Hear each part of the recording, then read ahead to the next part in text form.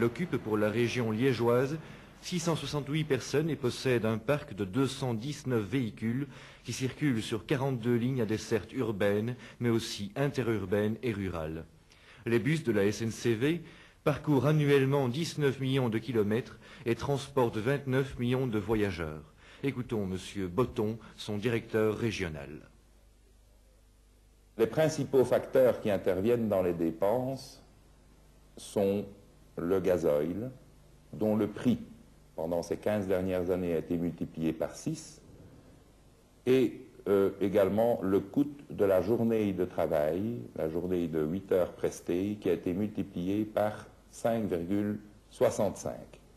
L'ensemble de ces deux postes représente dans les dépenses de la SNCV 77% du total, qui ont donc été multipliés par un coefficient de 5,7. Sont venus s'ajouter à ces dépenses d'exploitation proprement dites les charges financières des emprunts que la SNCV doit émettre pour pouvoir réaliser ces investissements. En 1965, ces emprunts étaient nuls. En 1980, la charge financière de ces emprunts, c'est-à-dire le remboursement du capital et le paiement des intérêts, représente 7% des dépenses, ce qui est assez considérable. Total des recettes, total des dépenses, le coefficient de couverture des dépenses par les recettes, et qui était de 100% en 1965, est descendu à 43,3% exactement en 1980. En clair, cela veut dire que le voyageur qui, en 1980, prenait l'autobus, payait 43,3% du coût, du prix de revient du transport. Soit dit en passant, le coefficient de 43,3% de la SNCV est le meilleur des différentes sociétés de transport en Belgique, aussi bien le chemin de fer que les STI. Monsieur Lamboux, n'existe-t-il pas à Liège un moyen de transport rapide que le public ignore?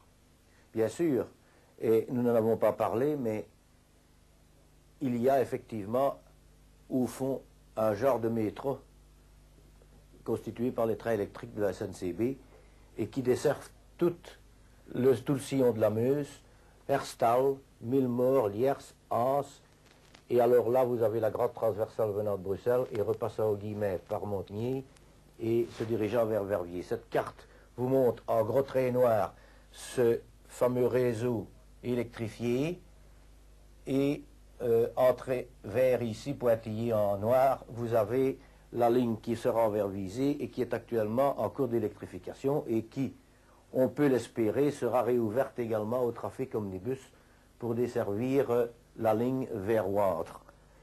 Il y a également une ligne qui passe par Seraing, qui a été abandonnée il y a quelques années et qui dessert actuellement surtout l'industrie. Donc c'est une ligne marchandise dont l'avenir n'est pas encore certain. Et puis enfin, n'oublions pas que cette ligne qui va vers cette fameuse ligne de Lourdes et de Lamblève est également appelée à être électrifiée d'après les derniers plans de la SNCB.